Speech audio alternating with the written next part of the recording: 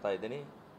So ಈ ಸಂದರ್ಭದಲ್ಲಿ ಭಾರತದಲ್ಲಿರುವಂಥ ಕರ್ನಾಟಕದಲ್ಲಿರುವಂಥ ಹಿಂದೂಗಳು ಶತ್ರು ಯಾರು ಮಿತ್ರ ಯಾರು? ನಾಳೆ ನಿಮ್ಮ ಭಾಗದಲ್ಲೂ ಆದಂಥ ಈ ಘಟನೆಯ ಪಕ್ಕದಲ್ಲೇ ಭಯೋತ್ಪಾದಕರಿದ್ದಾರೆ. ಅವರ ಬಗ್ಗೆ ಎಚ್ಚರಿಕೆಯನ್ನು ವಹಿಸಬೇಕು ಅಂತನ್ನುವಂಥದ್ದು ಈ ಸಂದರ್ಭದಲ್ಲಿ ನಾನು ಹೇಳ್ತಾ ಇದ್ದೀನಿ.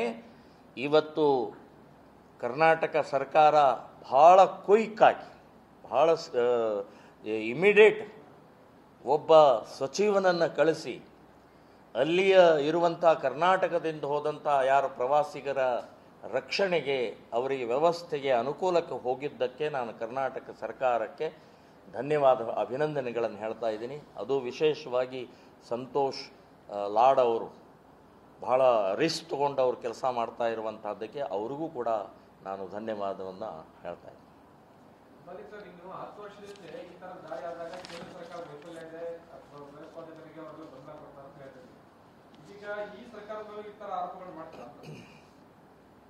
ಈ ಘಟನೆಗೂ ಕೂಡ ಕೇಂದ್ರ ಸರ್ಕಾರ ಮತ್ತು ಅಲ್ಲಿಯ ರಾಜ್ಯ ಸರ್ಕಾರ ಜವಾಬ್ದಾರಿ.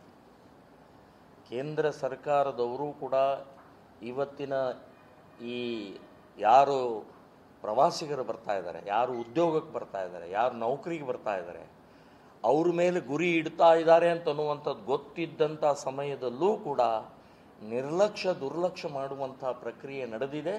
ಅವರೂ ಕೂಡ ತಪ್ಪಿತಸ್ಥರು, ಅವ್ರಿಗೂ ನಾನು ಖಂಡಿಸ್ತಾ ಇದ್ದೀನಿ. ಇನ್ನೂ ಹೆಚ್ಚಿನ ಪ್ರಮಾಣದಲ್ಲಿ ರಕ್ಷಣೆಯನ್ನು ಒದಗಿಸುವಂಥ ಮತ್ತು ಗುಪ್ತ ಇಲಾಖೆ ಇವತ್ತೇನಿದೆ ಅವರು ವೈಫಲ್ಯ ಆಗಿದ್ದಾರೆ.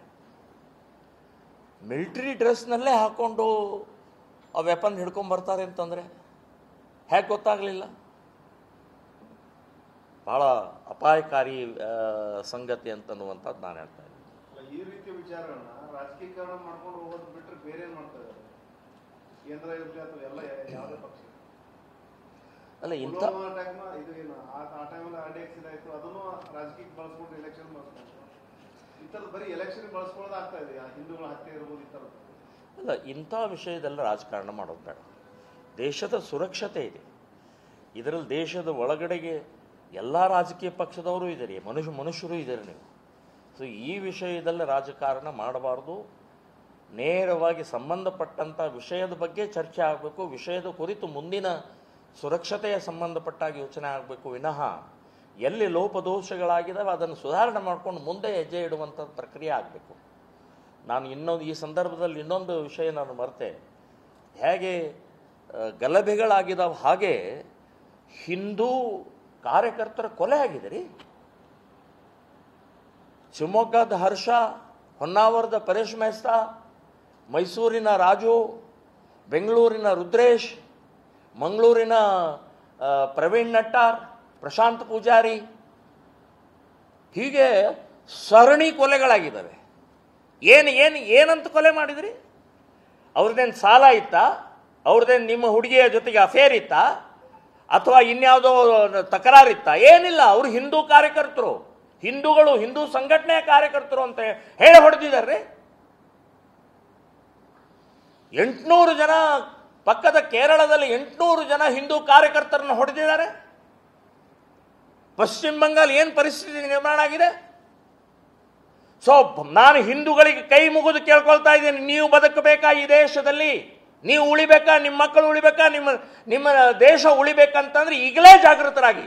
ಇಸ್ಲಾಂ ಬಗ್ಗೆ, ಇಸ್ಲಾಂ ಭಯೋತ್ಪಾದನೆ ಬಗ್ಗೆ, ಮುಸ್ಲಿಮರ ಬಗ್ಗೆ ಅಂತನ್ನುವಂಥದ್ದು ನಾನು ಹೇಳ್ತಾ ಇದ್ದೀನಿ.